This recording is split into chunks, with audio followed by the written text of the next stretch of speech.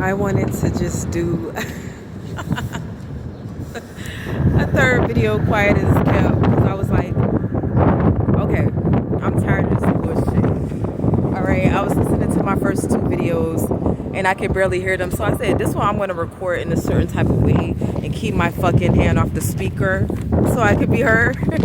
So if you go back and you look at the second video, which again, my sound is in and out. I'm hoping it's better right now.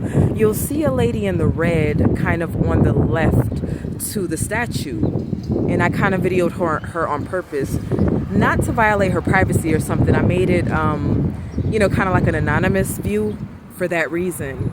But there was a message that I even wanted to send about her sitting there, because in the midst of such beauty as the statue, that you can't help but sit right in front, again, right at the sister's feet, with hopes for some type of a connection and transference of information and you know, energy exchange as well. So I said, you'll see that the sister was sitting right in the back of Tubman, like the sister had to have her back to that sister. Okay, and sitting back there, and the first thing she wants to do on such a glorious and beautiful morning is be begging and asking. Whereas it's like, sister, look at what is sitting right in front of you. A cornucopia. When you just look at her dress, look at her dress. You know what I'm saying? Like a cornucopia of wisdom, wealth of knowledge that you can literally turn into money and jewels.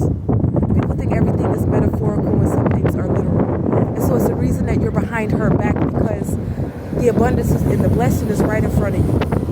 It's you and those that have come before you that look like you, that have the answers, not the dollar, not to beg off a dollar. So this message is not to in any shape, form, or fashion diminish that sister. But then when I started to film my video, she was watching so intuitively and intently, and it's like, sister, you can wake up and do the same thing at any time than thinking of others and what somebody else might have over you.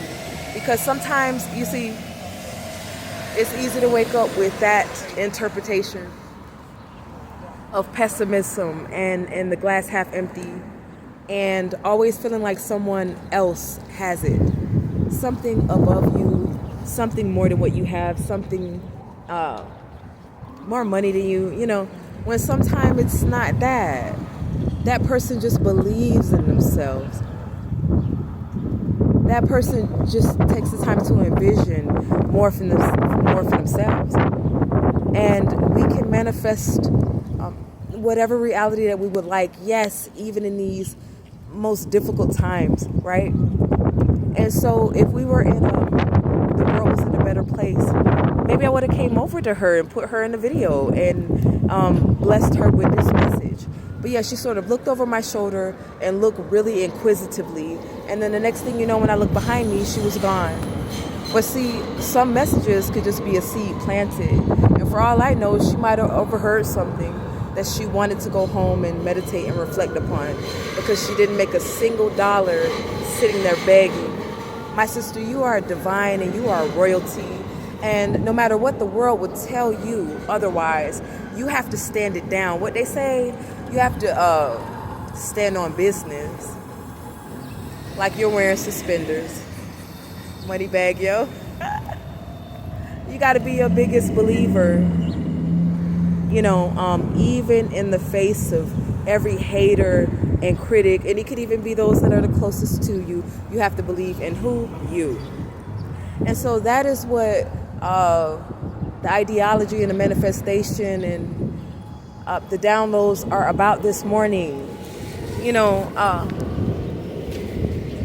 the beauty in your own heritage and ancestry, truth, wisdom, knowledge that people will come all around the world to be able to just touch and hear of the stories of these slaves. Why would you ever beg? Why would you ever ask? It is a time to take and to create and to make all that you envision reality, and even a reality for others. So I say to be inspired this morning, all the way from Harlem, New York City, Frederick Douglass Boulevard.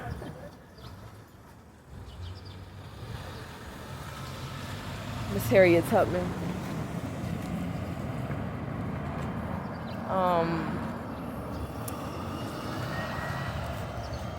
Black history is American history, and it is forever history.